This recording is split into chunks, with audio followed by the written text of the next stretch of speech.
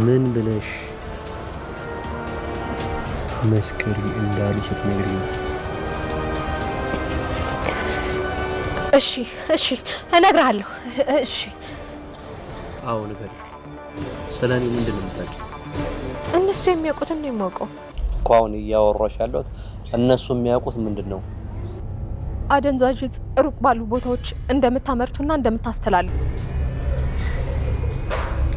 ይሄንን ታውቂ ነበር? አይ እኔ ምንም አላውቅም። እነሱ ናቸው እንደዛ ያሉኝ።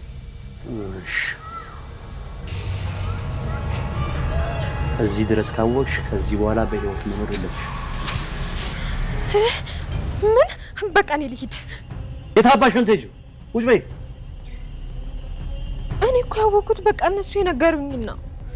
ማንንም ይንገርሽ፣ ሚስጥር ካወቅሽ በህይወት መኖር የለብሽ። እኔ አላውቅም። እነሱ የነገሩኝ ነገር ሁሉ ውሸት ነው። አንተ ምንም ወንጀል የለብህም። አንተ ንጹህ ሰው ነህ።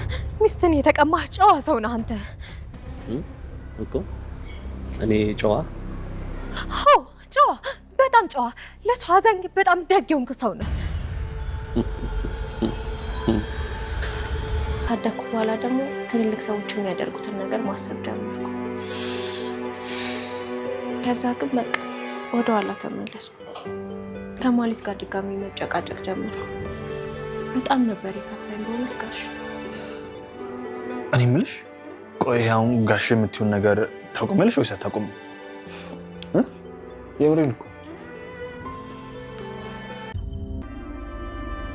ማነው? ቆይ ዝና ነኝ አልኩህ እኮ። ማህሌትን ታውቃታለህ? ማለት ያቺ ቆንጆዋ ማለት? አዎ ዳጣ ምናምን። አሁን በደንብ አስታወስክ። እርግጠኛ ነበርክ በደንብ እንደምታስታውስ። ወይኔ ምን ፈልጎ ነው? ቆይ ምን አጥፍቼ ነው?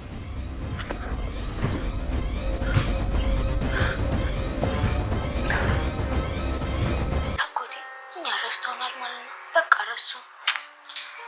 እኔ የምልሽ ሰው ያለ ራሱ እኮ አይመስላቸው። ማለት ብትኖር ይሻል ነበር እንዴ? ማለትማ እያለች ቅድስትዬ እኔን አታናግረኝም ነበር ብላ ተኮሳትራ ነበር የምትቀመጠው። ሩክስ ብትይ ያበደ ውሻ ነበር እኮ የሚመስለው እሷ እዚህ ቤት እያለች። ልክ እግሯ ሲወጣ ያው ረሱን። ትንሽ ከኔ ጋር ያወራ ነበር ያኔ እንኳን። ቆይ ግን እንጣላቸው እንዴ? ይሻላል መሰለኝ። ደስ እንዲላቸው ውልቅ እንበልላቸው። እንጣላ እንደሆነ አንተ ምግብ ትጋብዘኛለህ። በባለፈው ኬክ አይደለ የጋበዝከኝ? በአሁኑ ደግሞ በርገር ትጋብዘኛለህ። እንጣላቸው። ኧረ እባክሽ። ቆይ እነሱ እንዴት ሊያውቋት ይችላሉ? ስልኳን እያስገቡ ቼክ ያድርጉ። ኧረ በእናትህ እንዴ! ምን ነው የኔ ያክል? እንደውም ለመንግስት ነው ሽምጮ። ስማ፣ ያንን ቪላ ቤት ስንት ነበር የምትሸጠው? የመገናኛውን 30 ሚሊዮን። ዱላን አፈላልገህ ካገኛት ከዛ የምታገኘውን ኮሚሽን ነው የሰጣክ። አንተን ነው እንደዛ አውሬ ያደረጉ?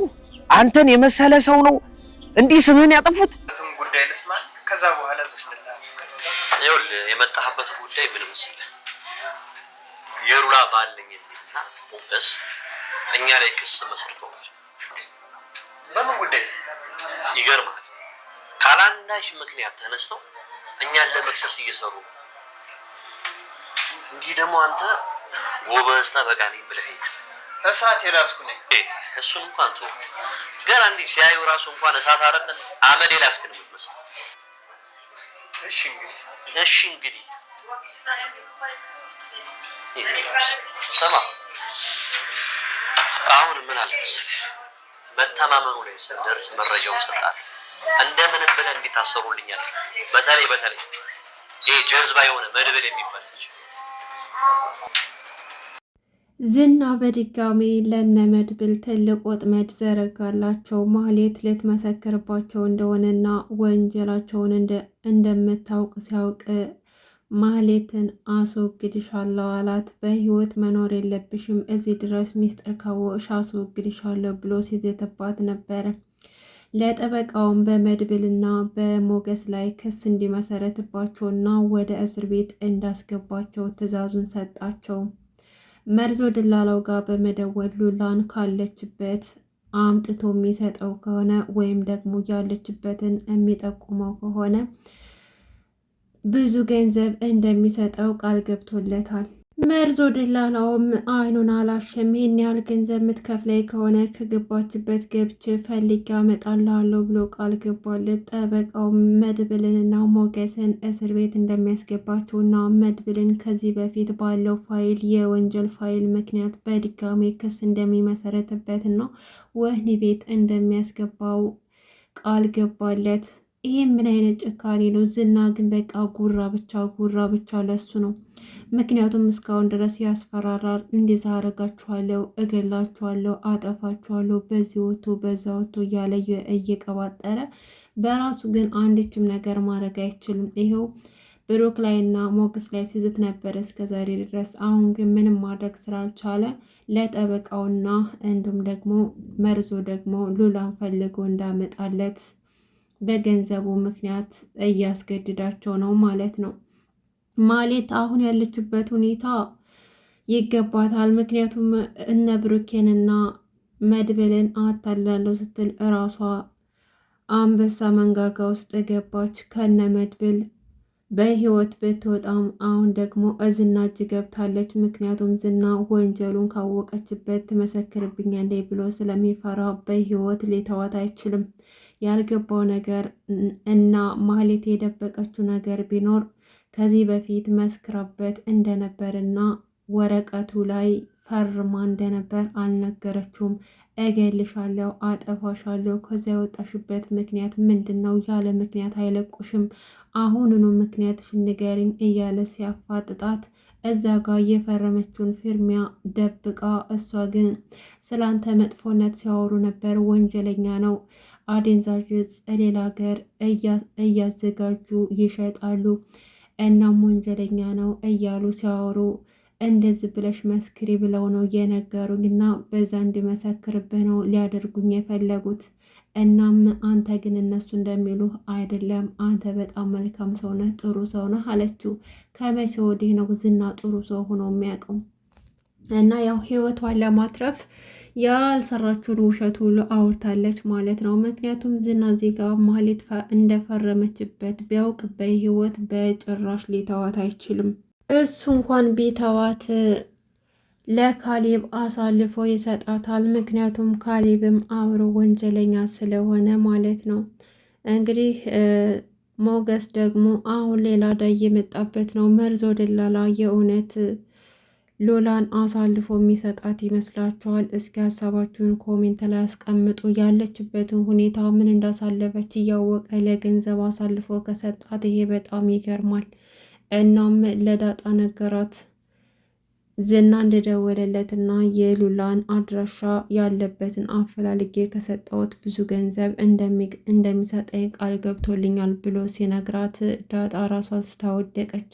ምክንያቱም ከዚህ በኋላ ምን እንደሚፈጠር ጠንቅቃ ስለምታውቅና ለሞገስ ደውዬ ነግረዋለሁ ብላ ደውላ ነግረዋለች። እንግዲህ ሞገስ ምን የሚያደርግ ይመስላችኋል? ከዚህ በኋላ ያሉበትን ቤት ሊለቅ ነው ወይስ ደግሞ ከሀገር ሊወጣ ነው? እዚህ ጋር ደግሞ ቅድስትና ብሩክ ሊጋቡ ወስነዋል። ወደ ቤተሰቦቿ ጋር ሽማግሌ እንደሚልኩና ከዚህ በኋላ የብቸኝነት ኑሮ እንደሚበቃቸውና ባልና ሚስቶቹ ነው። ለምሳሌ እናት እንደምትሆናት ቅድስቴ እንዲሁም ደግሞ ባለ ትዳር ሆነው እንደሚቀጥሉ ነገራት ማለት ነው።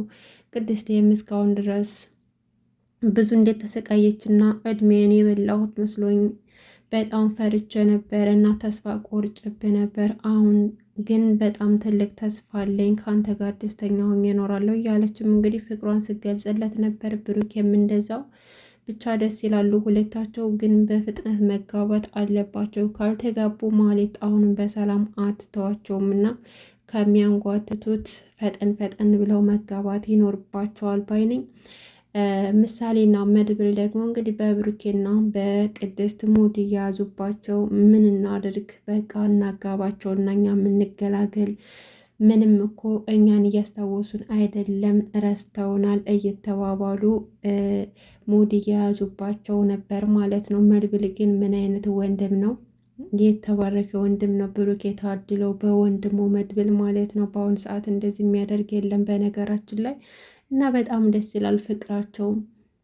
ሌላው ደግሞ እንግዲህ የትህትና ጉዳይ ነው እንግዲህ። ትህትና በህይወቷ ላይ ተስፋ ቆርጣ ከዚህ በኋላ ምን አይነት ህይወት ነው የሚኖረኝ? ይች ዓለም በጣም ጨካኝ ናት፣ ህይወት ጨካኝ ናት አለች እና ዝናን ከምትገድል ይልቅ ራሷ ላይ ከባድ ውሳኔ ወስናለች።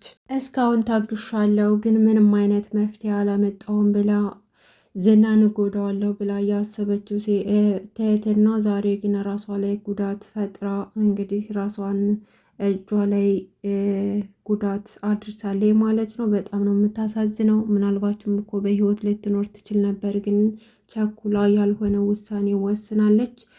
እንግዲህ የሷም ስቃይ ይብቃ፣ በህይወት ሰው እንዲደርስላትም ይገባል ማለት ነው። እዛ ብቻዋን ሞቷ እንዳትቀር ሰው ያስፈልጋታል። ዝና መድረስ አለበት እና ብሩኬና ቅድስትም ተጋብተው ደስተኛ መሆን አለባቸው። ሉላም ደግሞ መርዙ ምናልባችም ሀሳቡን ሊቀይር ይችላል። በዳጣ ምክንያት የሚሆነውን አብረን የምናይ ይሆናል። ለቤት አዲስ ከሆናችሁ ሰብስክራይብ በማድረግ ቤተሰቡን እንዲሁም ቪዲዮ ላይክ ማድረጋችሁን አትርሱ። አመሰግናለሁ።